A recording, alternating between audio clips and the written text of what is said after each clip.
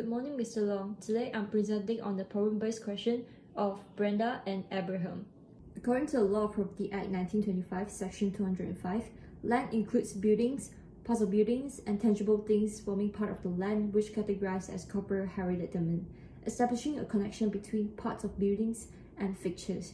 A fixture is a material object that is usually, but not necessarily, attached to the land and considered part of the land, automatically vesting in the current owner and set to run with the land. In contrast, a fittings is a chattel that is usually, but not necessarily, unattached to the land, retaining its character as personal property and not running with the land. In circumstances involving the distinction between fixtures and chattels, judges and commenters often refer to the words of Blackburn J. in Holland and Hodgson. There's no doubt that the general maxim suggests that anything annexed to the land becomes part of the land itself. However, defining what constitutes sufficient annexation can be challenging. Blackburn J. formulated two tests: the degree of annexation and the object of annexation, creating a rebuttable presumptions. Items not attached to the land are not considered part of the land unless there is a clear evidence of intent to make them so, with the burden of proof on those asserting that they have become part of the land. Conversely, if an item is slightly affixed to the land, it is presumed to be part of the land unless proven otherwise, with the burden of proof on those claiming it remains a chattel. Each test plays a part, but the current tendency is to give greater importance to the purpose of annexation. The purpose of annexation test complements the degree of annexation test. It does not supplant or render it absolute. Both tests is useful because a complete lack of annexation would be decisive, and the purpose of annexation can sometimes be ambiguous. The degree of annexation test examines the physical connection to the land or to something else attached to the land that is undoubtedly of fixtures. This aligns with the ancient maxim, quicquid planteto solo sola sedit, which was first used in modern form by Baron Parker in the 1837 case of Menshock Lloyd. Moreover, the degree of permanency of annexation must be considered when determining whether item is a fixtures or chattels. If the item in question is attached to the land in a particular permanent way, it would be held to be a fixtures. For example, if removing the item is likely to cause physical damage to the ground or to the fixtures to which the item is attached, it is likely to be found to be a fixtures. As exemplified in Elitstone Morris, a bungalow resting on concrete pillars which rest on the ground was part and parcel of the land, because it could only be removed by demolishing it. While early law held that any item attached to the land become part of it, it did not strictly follow that unattached item could not be part of the land. Some unattached objects, such as doors and windows, were considered integral to the property. Even though this item could be easily removed, they were essentials for making the house secure and weatherproof. Thus, they were regarded as part of the property. In Lifford's case, Lord Coke emphasized that certain items, even if not physically attached, are essential to the property function and are therefore considered part of the land.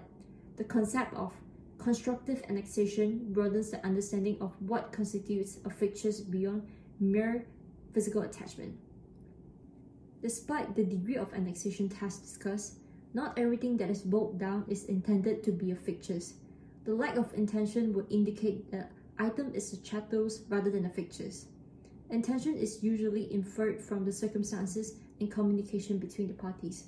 As illustrated in Poulton Developments Limited and Thompson, the court determined that despite the large box units designed for use by hotels and public houses being bolted down, the lack of intention for them to be permanent fixtures, as indicated by their easy removability and temporary nature of use, meant they were considered chattels.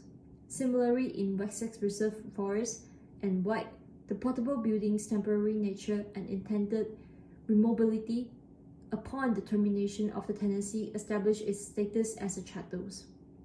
The purpose of annexation test asks a different question. It considers whether the item was brought onto the land for the better enjoyment of the land, in which case it is fixtures, or whether it was brought onto the land to be enjoyed in its own right, in which case it is a chattels. Cases where the item was brought in for better enjoyment of land has Ham and Bygrave. When it was held that a single freestanding garden gnome would ordinarily constitute a chattels, but a substantial collection of deliberate and careful placed garden gnomes may constitute a group of fixtures. Another example given that a filtration plant for a swimming pool is almost inevitably a fixture as it requires to benefit the swimming pool, as seen in Mellish and BMI. In this instance, the filtration plant integral role in the operation and enjoyment of the swimming pool signifies its status as a fixture. In contrast, where the item annexed is for better enjoyment of the item itself, it is more likely to be considered a chattels. This is illustrated in Berkeley and Pollitt, where the court held that pictures fixed in paneling, recesses, and heavy statue were chattels.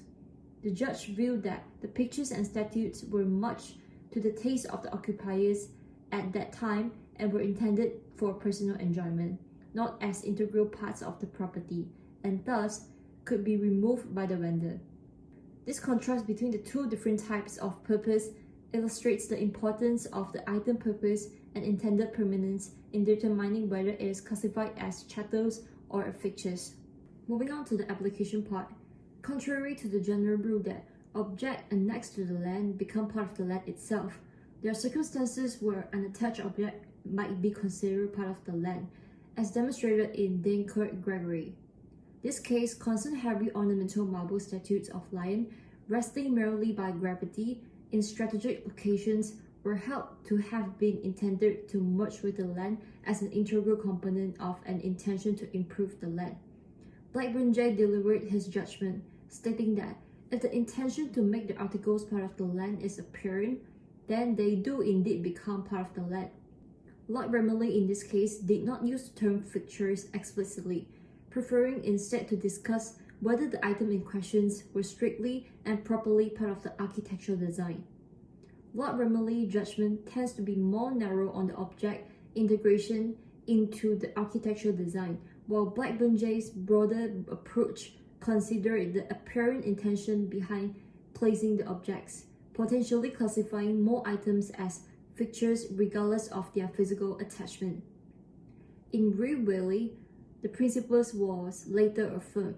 The testator has fixed tapestries and pictures of Queen Elizabeth to the walls as part of decorative scheme, making them integral to the house. The Chancery Divisions ruled that these items, being part of the general architectural design of the room, held to be fixtures, passed with the house to the trustees and ultimately to the grandson rather than as chattels to the wife. In Abraham's case, the paintings were hung on the wall and could be easily removed, indicating an insufficiency in the degree of annexation. However, the purpose of the annexation test showed that easy removability does not necessarily mean they are not a part of the land. The issue here is whether they were intended to be part of the property, overall enjoyment, or merely to be enjoyed as chattels. Given that the property was described as a tasteful decorated with exquisite Victorian-era paintings, it is likely that the paintings were intended to enhance the property enjoyment as a Victorian-style home. Therefore, despite being easily removed, the paintings could be considered fixtures if the intention was to integrate them into the overall character of the property. For the sculptures, they were made from marble, extremely heavy, and strategically placed around the property to enhance its overall aesthetics. Following the principles from Dankert Gregory, where stone statues standing on their own weights were held to be fixtures, the sculptures in this case could also be considered fixtures. Their heaviness and strategically positioning to contribute the property's Victorian aesthetic suggests an intention for them to be part of the land. Under Section 62 of the Law of Property Act 1925, fixtures present at the property pass to the buyer upon completion of the sale unless specifically excluded in the contract. This principle was highlighted in Taylor Hammer, where the seller removed flagstones seen by buyer during inspection and provided misleading replies to inquiries. The court held that those fixtures should have been transferred to the buyer, unless it is expressly mentioned that certain items will be removed. A reasonable person, aware of what the parties knew when their contract, would assume that the item would remain with the property. In Abraham's case, the sale and purchase agreement did not specifically exclude the paintings and sculptures. Brenda Weck promised to discuss the inclusion of the paintings and sculptures if Abraham sealed the deal immediately can be seen as an implicit acknowledgement that these items were part of the property. Although not a clear confirmation, these statements could lead to a reasonable person to believe that the items would remain with the property upon purchase. Applying the reasonable person standard, someone aware of the context and conversation between Abraham and Brenda at the time of contracting would likely to assume that the paintings and sculptures, being integral to the Victorian style aesthetic of the property, were included in the sale. The description of the property as tasteful, decorated with Victorian era items reinforces this assumption. Another case of ham and Bygrave, the court examining the seller's intention regarding whether certain items were fixtures. The court identified facts pointing to the conclusion that the items were considered fixtures by the seller, including the items were listed in the Asian marketing material, and that during negotiations, the seller offered to exclude the items and reduce the price, indicating they were considered part of the property. The court ordered the seller to return the items he still owned and pay damages for the item he had removed.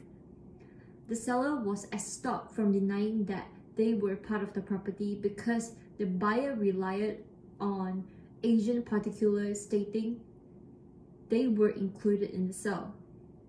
In Abraham's case, just as in Ham and Bygrave, where the court relied on the seller actions and representations to determine that the items were fixtures, Brenda's behavior and the description of the property as tasteful, decorated with Victorian-era items for the advertisement of sale suggests these items were meant to remain with the property.